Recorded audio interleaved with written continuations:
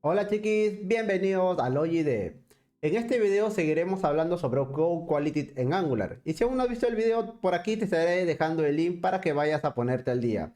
No olvides suscribirte y darle like y compartir. De esa manera me estás ayudando a generar más contenido. Y sin más, comencemos. Ok chiquis, vamos a enfocarnos el día de hoy en la sintaxis, es decir, en la codificación, ¿ok? Ya hemos visto sobre qué es calidad de código, hemos visto algo de principio solid y cómo podríamos aprender más de ello. Pero ahora nos vamos a enfocar un poco más sobre la sintaxis, es decir, qué cosa tenemos que tener en consideración al momento de codificar de tal manera que todo lo que empecemos a escribir sea legible y entendible para los demás. Así que pues vayamos a aprender más. Ok, empecemos primero sobre la guía de estilos de Angular. Antes de ponernos a codificar, deberíamos tener nociones o tener como referencia una guía de estilos. ¿Qué es lo que nos dice esta guía de estilos en el caso para Angular? Por ejemplo, que cuando nosotros codifiquemos en un archivo, imagínate que es un controlador, ok, un controlador a nivel de Angular es un componente. Angular nos dice que tiene que haber un máximo de 400 líneas por archivo, ¿ok?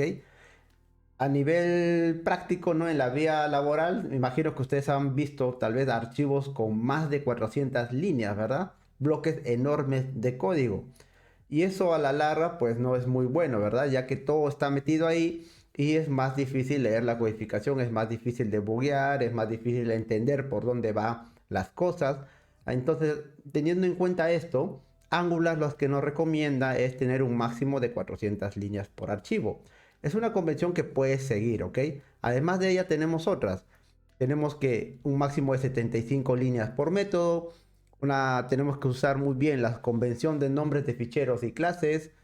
Tenemos que tener una mejor organización dentro de las clases. Y para ello tenemos que hacer uso de las variables que creemos y declaremos, inclusive las funciones y métodos, ¿no? Pero haciendo uso de las palabras reservadas, const y let, ¿no? Esto nos va a ayudar a organizar mejor nuestro código y de esa manera hacerlo más legible. Ahora, todo esto es la guía de estilo que Angular te proporciona a ti. No significa que debas implementarlo del todo hacia tus proyectos.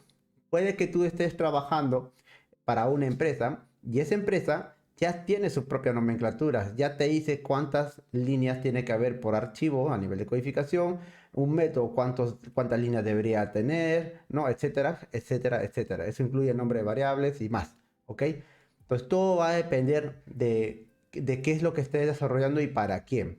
Pero a manera general, yo pienso que la guía de Angular para empezar a desarrollar con Angular me parece muy buena. Así que los invito a que puedan averiguar más de ella. Acá está el enlace, igual se lo dejaré en la descripción del video. Una vez que tú ya tienes una referencia de cómo empezar a codificar, unas métricas, ¿ok? Métricas de cómo empezar a codificar, deberías de aprovechar las características de ECMAScript 6 y TypeScript. Para aquellas personas que han trabajado por mucho tiempo con JavaScript, puede que sea un poco chocante trabajar con TypeScript, ¿ok? Pero eso no quita que como usuario de JavaScript estés actualizado en las nuevas características de ECMAScript 6. Así que es muy importante estar al día en eso para poder utilizarlo a nuestro beneficio. Hay muchas características y beneficios de TypeScript. Yo he enumerado las siguientes. Las funciones de flecha son los arrow function, los template string, podemos hacer herencias en TypeScript, vamos a utilizar los strip type, es decir, tipado estricto. Esto sí es, yo pienso que debe ser obligatorio para cada proyecto. De esa manera evitamos usar el famoso any, ¿ok? Que no nos va a decir nada. Podemos usar clases abstractas, ¿ok? A chicos del backend que vienen para el mundo del front, existen clases abstractas en TypeScript. También existen los generic types. Puedes crear clases genéricas, variables genéricas. También hay esa posibilidad en TypeScript. También tenemos por acá el split operator y los ámbitos de bloques en variables y constantes. Todos estos, en conjunto a las métricas que deberíamos tener para desarrollar, nos van a ayudar a generar un código de calidad. Vamos a ver unos cuantos ejemplos. Respecto a los ámbitos de bloque, se refiere a que debes empezar a utilizar la palabra let y const para empezar a declarar mejor tus variables. En JavaScript antes yo recuerdo que éramos full var, ¿no? Var, variable y le asignabas un valor y en cualquier parte del código ese valor podría mutar, ¿no? Y a veces, como trabajábamos en equipo, uno le asignaba un valor, otra persona asignaba el otro y nunca se llegaba a concretar el flujo completo que se necesitaba por simplemente falta de coordinación y la versatilidad que tenía JavaScript. Ahora, con las nuevas características tenemos el let y el const, que es lo que básicamente te dice es que empieces a utilizarlo para que tú sepas dónde estás situado a nivel de scope, es decir, el ámbito donde has declarado la variable. En este ejemplo tenemos una variable llamada let num1 que es de tipo número, ¿no? Es decir, se le está asignando un valor. Luego tenemos una función llamada letDeclaration. Y dentro de letDeclaration tenemos otra variable también llamada con let que dice num2 pues es igual al número 2, ¿ok? ¿Y qué es lo que pasa? Más acá, más abajo, vemos que en cada estructura, en este caso en el if y en el while, se vuelve a crear más variables con la palabra let. Pero sin embargo, cuando intentamos pintar cada una de ellas, nos daremos cuenta que la variable num3 y num4 nos dará un error de compilación. ¿Por qué? Porque estamos intentando pintar estas variables fuera del ámbito donde fue declarado, ¿ok? Y para eso es muy importante usar let. Es decir, vas a evitar usar var y mejor usa let y const, ¿ok? En este ejemplo no tenemos variables con const, pero es básicamente lo mismo. El let y el const se van a limitar al ámbito donde tú lo hayas declarado. Si lo intentas llamar fuera del ámbito donde lo has declarado, te va a producir un error, tal cual vemos en la parte de acá. Otra característica nueva de ECMAScript 6 es el template string, que básicamente sirve para concatenar, ¿ok? Pero pues deberías de concatenar valores string con otro tipo de valores, es decir, que sean diferentes. Ahí recién tiene fuerza su utilidad, ¿ok? Porque no tiene sentido concatenar un string con otro string. En este ejemplo de acá tenemos una variable constante llamada maxlen y se le ha asignado un valor de 1000. Esto es un número, ¿ok? Es un número y en TypeScript basta que tú asignes un valor, esa variable ya va a tomar el tipo de datos del valor asignado. Entonces maxlen va a ser de tipo number. Luego lo que voy a hacer acá más abajo es exportar una variable, una constante llamada method_maxlen, donde simplemente estoy usando las comillas invertidas, ok, esa es la sintaxis del template string, usar las comillas invertidas y luego voy a usar el símbolo de dólar y voy a abrir llaves. Con esto puedo ingresar variables que estén declaradas. Por ejemplo, el maxlen. Entonces, al final yo voy a tener un texto que diga la longitud máxima es de 1000, ¿no? Y así puedes ir concatenando, ¿ok? Puedes ir concatenando. Pero la idea es del string interpolation es que te da ahora la versatilidad de concatenar de esta manera. ¿Me entiendes? Entonces ya no vas a utilizar el operador más como antes hacíamos, ¿verdad? Imagina que tuviéramos más variables para concatenar. Tendrías que usar más, el nombre de la variable, luego otro más, tal vez poner un espacio, ¿no? O concatenas con otro string, luego le das otro más y así sigues concatenando. En cambio, con esta forma lo podemos hacer de manera directa, ¿no? Y es mucho más fluido, es más entendible, ¿no? Así que, pues, usemos también esta nueva característica. Luego también tenemos los split operator, ¿ok? Creo que esto ya lo han conocido mucho, se ha hecho muy común usarlo. Y es básicamente copiar un objeto o un array a través de los tres puntos por delante. Como ven en el ejemplo de acá, tenemos dos arrays, first array y second array. Y tenemos una variable llamada third array, el tercer array. ¿Qué es lo que hace? Como lo que voy a clonar la información es de un array, entonces tiene que ir dentro de corchetes. Si fuese un objeto, debería ser dentro de llaves, ¿ok? Ojo acá, tener en cuenta. Entonces lo que voy a hacer es decirle que voy a copiar los valores del primer array y del segundo array. Primero van los tres puntos adelante, ¿ok? Luego simplemente el nombre de la variable. Y además de ello, lo que voy a decir es, ¿sabes qué? Voy a agregar unos valores adicionales, que es el 5 y el 6. ¿Qué es lo que va a hacer el split operator? Lo que va a hacer es traer los valores de ambos y ver si es que el valor que se está intentando asignar ya existe, entonces simplemente lo que hace es mantenerlo o simplemente reemplazarlo, ¿no? Y de esa manera ya no tendríamos dos valores 5. Fíjense acá que la salida va a ser 1, 2, 3, 4, 5 y 6. Si simplemente hubiese adicionado los valores, tendríamos el número 5 repetido dos veces. Pero el Spirit Operator no funciona así. Así que tener en cuenta. Este es un ejemplo muy básico, ¿ok? Pero podrían utilizarlo para cosas más complejas. Por ejemplo, podrían trabajar directamente con objetos, podrían tal vez copiar el valor de algún objeto o alguna array para después tratarlo sin modificar el valor principal, y etcétera. Otra una característica son los arrow fusion. Esto está muy de moda también utilizarlo. Eh, en este ejemplo tenemos el uso con lo que es un array. Los arrays hoy en día también se utilizan ya, los arrow fusion ya tiene funciones pues para hacerlo más legible, por así decirlo. Fuera de ello, pues también puedes crear tus propios métodos, puedes crear tus propias funciones haciendo uso de los array fusion.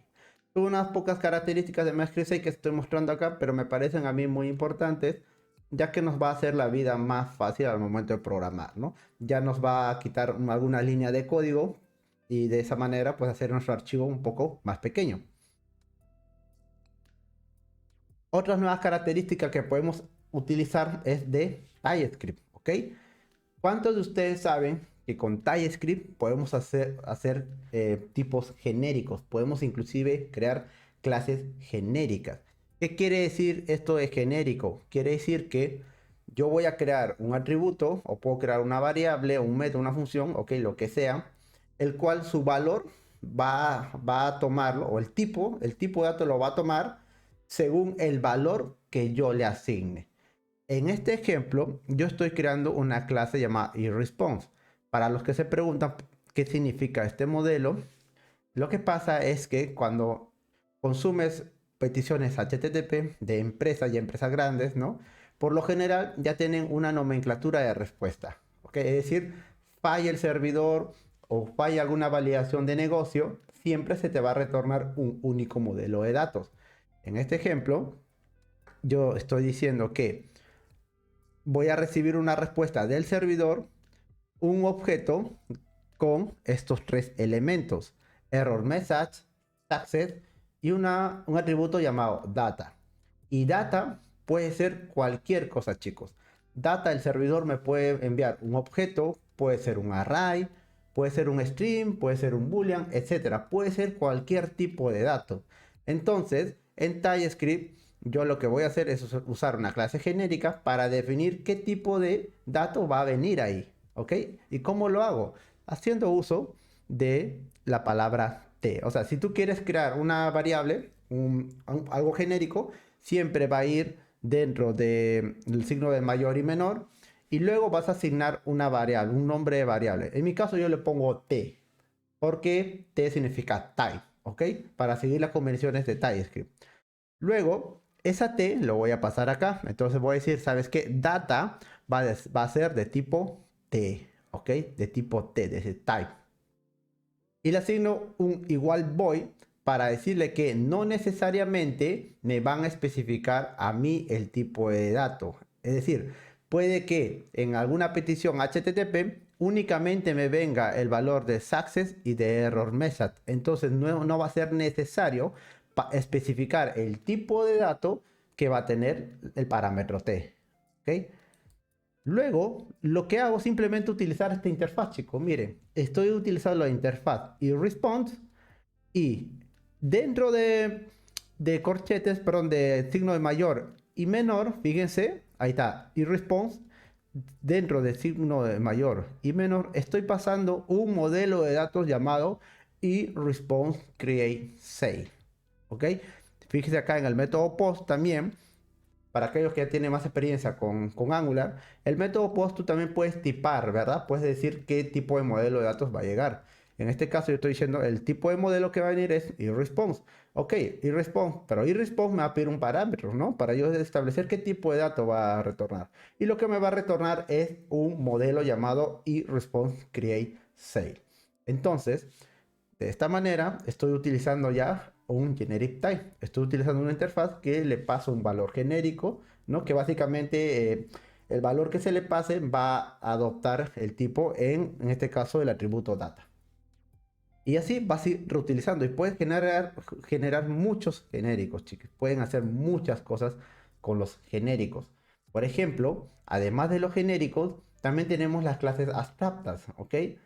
¿Cuántos de ustedes saben que se puede implementar las APIs nativas de JavaScript y poder sobreescribirlas y hacer algo un poco más profesional, por así decirlo, de tal manera que nos ayude a nosotros a hacer nuestra codificación más simple? Por ejemplo, en esta parte de acá, tengo una clase llamada Storage Service que implementa la API Storage de JavaScript, ¿ok? La API Storage. ¿Para qué me sirve eso? Cuando ustedes usan el local storage o el session storage, si ustedes quieren guardar un objeto, ¿qué tienen que hacer? Usan la clase JSON, ¿verdad? Punto stringify y guardan, ¿no? Y cuando quieren recuperar ese valor, van a tener que usar la opción JSON.parse, ¿verdad? Y luego poder trabajarlo. Y además de ello, si es un objeto o es un array, además del JSON parse, por ejemplo, para poder utilizarlo, vas a tener que definir el modelo, es decir, vas a tener que hacer un as y el modelo al cual quieres convertir. Para estar evitando usar el JSON parse y estar convirtiendo, ¿no?, en cada momento nuestros valores guardados de local o session storage, podemos implementar la API nativa y sobreescribirla. Al momento de implementar esa API nativa, se te va a agregar pues los métodos tradicionales, ¿verdad? Lo de siempre, setItem, getItem, removeItem, clear, key y etcétera, ¿no? También puedes implementar tus propias cosas. Pero fíjense acá que estoy implementando los métodos normales y por acá estoy utilizando también un genérico, una clave genérica.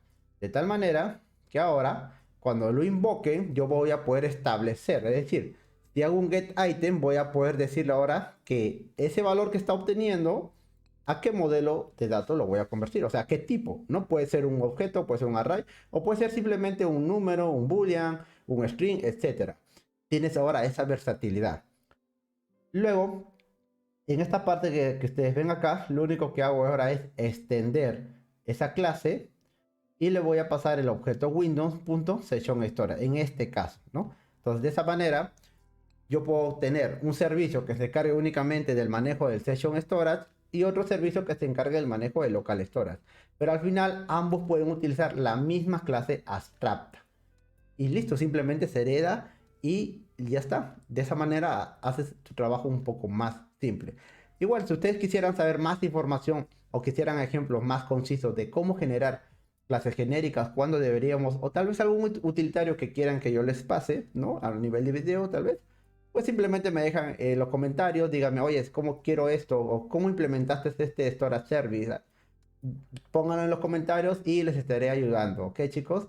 Así que bueno, la idea principal es que tenemos estos superpoderes con TypeScript. Podemos usar genéricos, podemos usar clases abstractas, podemos implementar APIs nativas de JavaScript y transformarlos a una mejor escritura de tal manera que nos beneficie en nuestra codificación al momento de usarlo en cualquier archivo. Otro tip o un tip que ya les doy es diferenciar los públicos y privados. Se debe poder distinguir los métodos, funciones y variables públicas y privadas dentro de un componente. De esta manera, será más fácil saber quiénes interactúan con el HTML.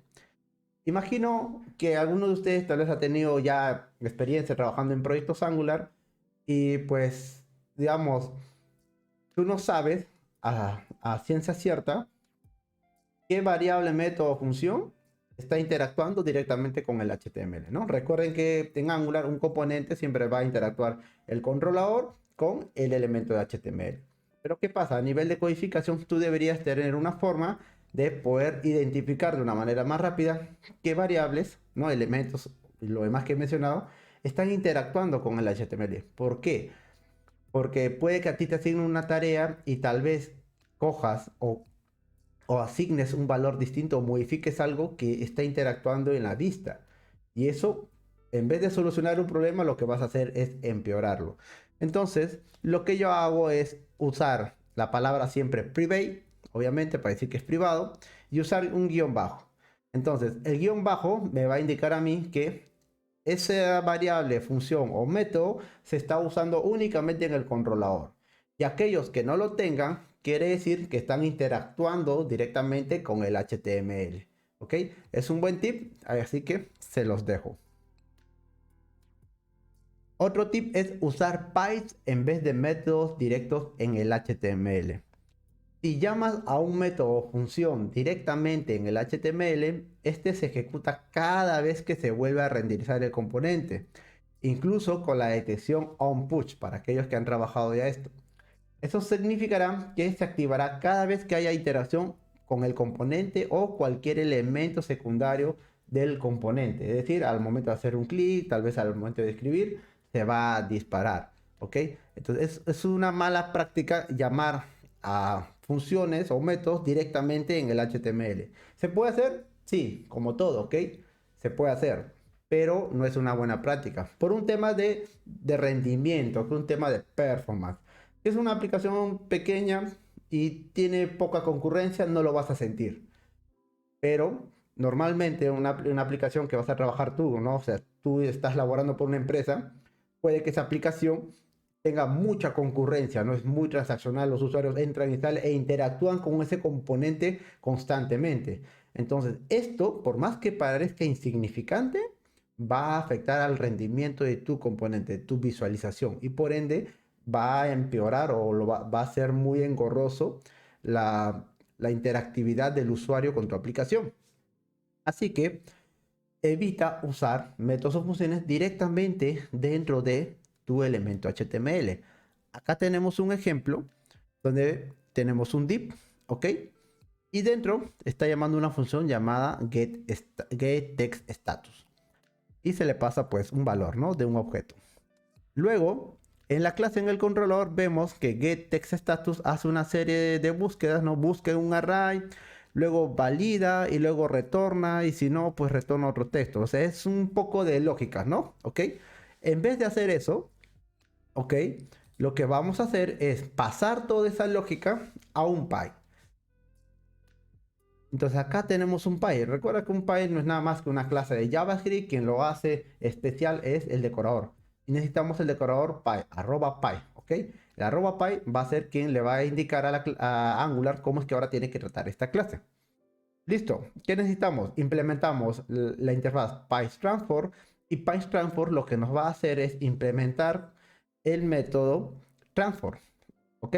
Y luego con value nosotros, o dentro de transform, nosotros vamos a capturar el valor. En este caso voy a capturarlo a través de el parámetro value, y simplemente luego llamo el getTextStatus, ¿no? El que está acá. Lo que he hecho es simplemente pasar toda la lógica que está acá en el controlador, pasarlo en el Py. Y de esta manera también puedo reutilizar este método, ¿no? Este Py. Lo voy a reutilizar por más de un componente. ¿Y cuál es la diferencia? Que el Py solamente se va a disparar una única vez, a diferencia de estar llamando el método directamente en el componente. ¿Ok? Así que esto es un buen tip. Y luego simplemente te quería llamarlo de esta manera. Usas, bueno, acá en Perú le decimos el palote, ¿ok? O un separador, y le pasas el nombre del Py. ¿Cómo se llama nuestro Py? Status, ¿no? Acá fíjate que le hemos puesto the name status. Y eso sería todo. Así de simple, chicos. Entonces, como recomendación, usen Py en vez de métodos directos en el HTML. Métodos o funciones, ¿ok? Así que anótenlo. Otro tip es usar la palabra cons al crear un enum. En la mayoría de los casos, los enum son una solución perfectamente válida. Sin embargo, a veces los requisitos son más estrictos. Recuerden que al final todo se transpila a JavaScript, a código JavaScript. ¿Ok? Sé que ustedes acá han utilizado los enum, pero fíjense qué es lo que pasa cuando se transpila. Cuando, o en este ejemplo, tenemos un enum llamado status y le asignamos unos valores, ¿no? Es decir, cuando es pendiente se iguala a 1, autorizado 2, cancelado 3. Cuando esto se compila a JavaScript, lo que se va a generar es esto que ustedes ven acá. Fíjense que crea una función, coge la variable status y empieza a hacer asignaciones, ¿no? Eso es todo lo que se crea a nivel de código de JavaScript. Ahora, imagínate esto, todos los enum que tú tienes ahí en tu aplicación, pues vas a generar un archivo un poco más grande. Recuerda que cada línea de código influye en el peso del archivo y el peso del archivo influye en el tiempo de renderizado de tu aplicación web. Ojo ahí, a tener en cuenta. Entonces, para evitar eso, ¿qué es lo que nos recomienda el propio TypeScript? ¿Ok? Estas imágenes que ustedes ven acá, las he sacado del propio Playgroup de TypeScript, ¿ok? Simple, así que si que no me creen, simplemente váyanse al Playgroup de TypeScript y hagan las pruebas. ¿Qué es lo que nos recomienda TypeScript? Es decir, lo que nos dice es, ¿sabes qué? Usa la palabra const y eso sería todo. Entonces, basta que tú uses la palabra const, es decir, está diciendo que esto va a ser una constante, siempre va a tener este valor. Y ahora la transpilación pues simplemente queda más limpia. Fíjese que en esta parte ya simplemente lo que estoy mostrando es un log, nada más. Entonces, pues esto es un buen tip, muy buen tip, ¿ok? Tengan eso en cuenta. Otro tip que tenemos por acá es centralizar los valores globales, ¿ok? En toda aplicación siempre vas a tener variables o valores que vas a querer utilizar a nivel global. Puedes ponerlos dentro de unos environments o puedes tenerlo en algún archivo, ¿no? Y que estén exportados, pero la idea principal es tener un único lugar donde yo pueda acceder y ver qué cosas hay, ¿no? ¿Qué valores tienen? ¿Qué cosas puedo centralizar? Nombres de rutas, por ejemplo, las rutas de Angular, ¿no? Por ejemplo, un slash login, un slash recovery. Imagina que tú no le pones tú no tienes centralizada el nombre de las rutas y por ahí usas bastante el redirect recovery password, ¿no? Imaginemos que tenemos esa ruta y se llama en muchas partes de tu aplicación se hace ese redireccionamiento y tu jefe te diga, oye, ¿sabes qué? Ya no se va a llamar recovery password, simplemente se va a llamar recovery. Entonces, ¿qué es lo que te toca hacer? Si usas un editor como Visual Studio Code, vas a tener que hacer un replacement y buscar la palabra correcta y hacer un replace all a todo, ¿verdad? O si no usas eso, pues vas a tener que hacerlo de manera manual. Vas a tener que cambiar la descripción manualmente, uno por uno. En vez de hacer eso, podríamos tener una variable en un determinado archivo y si es que cambia, únicamente lo que hace es que cambiar en el archivo y ya está. Ya no tienes que ir de archivo por archivo y realizar el cambio. Entonces, siempre hay que centralizar los valores globales. ¿Qué más podemos tener como centralizado? Los identificadores del storage, del local y el session storage, ¿no? Siempre hacemos un set item, le ponemos un identificador. Esos identificadores también tenemos que tenerlos centralizados para tener un listado de qué es lo que se está usando. Y las URL públicas, ¿no? Puede que estés consumiendo alguna URL pública de alguna API y con el tiempo también cambie, ¿no? Puede ser, ¿no? Porque es una aplicación de terceros, es una API de terceros. Entonces, eso también lo debes tener centralizado, ¿ok? Tenga muy presente esto. Estas cositas que uno va explicando tal vez te parezca insignificante, pero en el proceso vas a ver que te van a ayudar bastante. Otra forma de manejar mejor la codificación y hablando netamente de Angular es optimizar la detección de cambios. Cada componente, chicos, tiene asociado un detector de cambios, ¿ok? Tú tienes componente A, tienes componente B y todos se rigen a un detector de cambios, ¿no? Fuera de los ciclos de vida que tiene un componente, cada componente se va a ir tagueando, se va a estar siempre observando los cambios que se produzcan. Entonces, Angular puede detectar cuando cambian los datos de los componentes y luego volver a renderizar automáticamente la vista para poder reflejar ese cambio, ¿ok? Es decir, si tú tienes un input, digamos, creas un componente y es un componente input, ¿no? Tienes un input. Cada vez que tú le das clic, ¿no? O cada vez que tú escribes algo, lo que va a pasar es Angular va a detectar los cambios que hay y va a empezar a hacer un refresh de ese componente. Pero el refresh es tan rápido que es imprescindible para nosotros. O sea, no lo podemos detectar así de manera visual. Esto es algo engorroso si es que tu aplicación tiene mucha concurrencia o el componente maneja demasiada lógica de validación o hace consumos de peticiones HTTP para mostrar la data. Entonces, ahí hay ciertas técnicas que tenemos que aplicar sobre esos tipos de componentes. ¿Cuáles son? Podemos usar la estrategia onPush, ¿no? El Change Detection Strategy. Vamos a utilizar la estrategia onPush. Por defecto, cuando nosotros creamos un componente, esa estrategia está en default, es decir, que siempre va a verificar el valor. En cambio, si lo ponemos onPush, le vamos a decir que solamente haga la verificación una única vez, ¿ok? Solamente ahí. Pero lo que tenemos que tener en cuenta es que al nosotros implementar esta estrategia, nosotros mismos tenemos que encargarnos de hacer desencadenar la detección de cambios, ¿ok? Ese es el único requisito, ¿ok? Con esto vas a optimizar bastante esos tipos de componentes. Jimmy, ¿lo debería aplicar a todos mis componentes? No necesariamente. Como digo, hay casos en los que sí vale la pena implementarlo. En el ejemplo que les menciono, si es un componente que, por ejemplo, cada vez que escribes algún valor, hace una petición HTTP, luego esos datos retornan y lo vuelves a pintar, o haces algo con esa data para poder mostrar información, entonces ahí sí que es muy factible utilizar la estrategia Chain Detection on Push. Ahí sí que lo es. Porque el estar haciendo peticiones y volviendo a hacer renderizar todo, como que no es muy, no tiene mucho performance, ¿ok? Se va a volver un poco lento esa parte de la aplicación. Entonces tenemos que utilizar la detección de cambios haciendo uso del onPush y nosotros mismos empezar a trabajar la detección de cambios. En este ejemplo de acá, por ejemplo, estamos poniendo que vamos a usar la detección de cambios después de que se ejecute el ciclo de vida after viewInit. ¿Cómo lo hago? Primero vas a tener que usar la clase chainDetectorRef y luego con ello vas a utilizar la función detectChange, ¿no? Detecta los cambios, ¿no? Este es un ejemplo. Hay otras funciones más, ¿ok? Que te van a ayudar a establecer el comportamiento de detección de cambios. Si ustedes quisieran un video de cómo hacerlo, de algo real, ¿no? Que es lo que realmente se utiliza en las empresas, pues simplemente dejen sus comentarios. Algo más para mejorar al momento de desarrollar nuestras aplicaciones Angular es usar la prevención de memoria, la fuga de memoria, ¿no? Memory leaks. Es memoria que ya no se utiliza, pero no se libera, ¿ok? Esto lo vemos en los observables. Creamos un memory leak si no nos desuscribimos al destruir el componente, el famoso destroy, ¿no? Soluciones, ¿qué podemos hacer?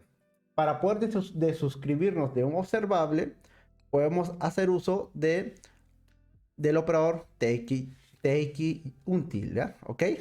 No tengo muy buen inglés, así que bueno. La cosa es utilizar el takeutil, ¿vale? ¿Qué es lo que hace esto? Es simplemente coger el destroy, ¿ok? Una variable destroy, la cual nosotros vamos a desencadenar en el ciclo de vida onDestroy. Entonces acá en este componente llamado header component lo que hace es implementar el ciclo de vida onDestroy. Luego de cuando se destruya el componente voy a coger la variable destroy, que es nada más que un subject, y voy a emitir una señal. ¿Ok? En este caso voy a emitir la señal true. Y luego voy a decir complete. Con la función complete lo que estoy diciendo es que voy a finalizar la suscripción. Luego cuando esto se ejecute, yo acá voy a estar usando el takeutil y él va a estar atento a todo ello. Entonces, cuando se ejecute el complete, se va a ejecutar el takeutil y pues obviamente se mata la suscripción. Y eso sería todo. ¿Cómo sabes si es que realmente se ha finalizado la suscripción de un observable? Puedes usar el operador finalize y luego puedes mandar un log, ¿ok? Siempre que se finalice o se complete, ¿no? Un observable, siempre se va a ejecutar el finalize, ¿ok? Así que es un buen truco para saber si que realmente se ha matado la suscripción de un observable. Así que esta es una de las primeras opciones de matar la suscripción. Luego también podemos hacer el clásico, capturar la suscripción, ¿verdad? En este caso, miren, estoy creando una variable de tipo subscription y luego simplemente hago el subscribe, ¿no? Acá. Y el subscribe, que me retorna un subscription, pasa a esta variable, subscription. Y luego, cuando se destruya el componente, voy a llamar al método unsubscribe. Unsubscribe por dentro lo que hace es lo mismo que hemos hecho acá en el engine destroy. Va a ejecutar la función complete y se destruye la suscripción. Esta es otra forma de matar la suscripción. Luego, otra forma es usar los async py, ¿vale? El py async lo que hace es matar directamente la suscripción por nosotros y tú ya no te tendrías que estar preocupando por hacer todas estas cosas, ¿ok? Entonces son dos formas, o en este caso te estoy mostrando tres formas para poder matar la suscripción de un observable. Así que a tener en cuenta. ¿Cuál es bueno, cuál es mejor? Es depende de gustos, chicos. La idea es poder matar la suscripción, el saber cómo hacerlo, ¿ok? Yo por lo general prefiero utilizar el Capture Subscription o el Take Util nada más, por lo general. Otro tip es evitar las suscripciones anidadas, ¿ok? Seguro han tenido la casuística donde ustedes, vamos a hablar de peticiones HTTP, ¿ok? Haces una petición HTTP, por ende es un observable, termina de ejecutar esa petición HTTP y luego llamas a otra petición HTTP cuando se resuelva ella y así puedes ir llamando a varias peticiones HTTP. Y lo que estás haciendo es que estás anidando peticiones y al final cada petición es un observable. ¿Se puede hacer? Sí, pero no es lo recomendable.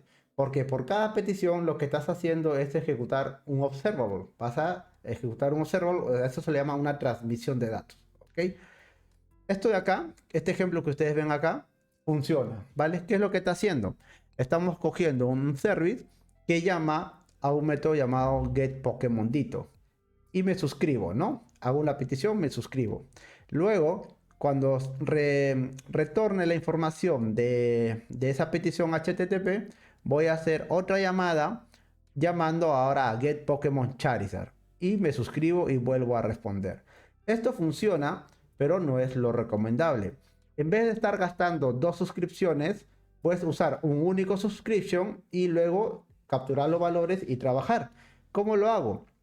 Podemos utilizar el operador combine o combine latest. ¿Qué es lo que tienes que hacer? Es simplemente coges el operador, combines latest y luego lo que recibe es un array. ¿Un array de qué? Un array de observables, ¿ok? Entonces, únicamente lo que voy a llamar acá es a mis dos peticiones, getPokemonDito y getPokemonCharizard. Ambos al final retornan un observable y luego me voy a suscribir. Entonces, voy a hacer dos peticiones en una única suscripción, ¿vale? A ver, chicos, un momento. Acá se me fue. Ya. Ajá. Ok, tenemos dos peticiones en una suscripción. Y al final la función conveniLate lo que hace es devolverte los valores de ambas peticiones o de ambos observables en un array. Y luego simplemente accedes a ellos. Como el ejemplo que ustedes ven acá. Y listo. Y ahora ya tienes la respuesta. Otra opción puede ser que uses la función concat_map. Combine layers, chicos, lo pueden utilizar cuando no les interesa que las peticiones se llamen en un orden, ¿no? Es decir, ambas peticiones HTTP no dependen de una de la otra, ¿ya? No necesariamente con peticiones HTTP, ok, no se confundan. Me refiero a los observables. Puedes tener un array de datos, un objeto de datos de tipo observable. Pero la idea es que el combine latest lo puedes utilizar cuando tú no sepas que no tienes necesidad o no tienen dependencias entre sí y simplemente las llamas y ya, no hay dependencia. En cambio, hay casos en la que necesitas primero resolver un observable y cuando se resuelva ese observable, coger una información de ahí, de la respuesta, de los datos, para poder llamar a otro observable. Por ejemplo, en una petición HTTP que tenemos acá, usamos el getPokemondito, pero de esa respuesta de ese servicio, de esa petición HTTP, yo necesito el atributo ID, ¿no? De la respuesta para poder recién llamar a otro servicio. En este caso, yo tengo que esperar que primero se resuelva un observable para poder llamar al otro. También puedo hacer eso, chicos, haciendo uso del operador concat_map. Concat_map lo que va a hacer es, como su nombre lo dice, va pues a concatenar, ¿no? El valor que esté viniendo y sobre ello tratarlo. Pero al final lo que tengo que retornar es un observable. Fíjense acá, estoy consumiendo a getPokemondito, uso el concat_map, ¿no? Luego emulo la respuesta, ¿no? Básicamente tengo acceso a lo que va a responder, luego uso el ID. y al final retorno get Pokémon Charizard. Es decir, estoy retornando el observable y luego simplemente me suscribo. Ahora, esta suscripción lo que va a retornar es la respuesta del último observable que tú hayas puesto dentro de Concat En este caso va a venir la respuesta de únicamente de Charizard. Esa es la diferencia, chicos. Entonces, puedes usar Concat cuando tú necesites resolver un observable para poder ejecutar otro. Y al final, pues lo que estoy haciendo es ejecutar una única suscripción. Y eso sería todo. Entonces, estoy haciendo ahora peticiones dependientes, pero en una única suscripción, haciendo uso de Concat.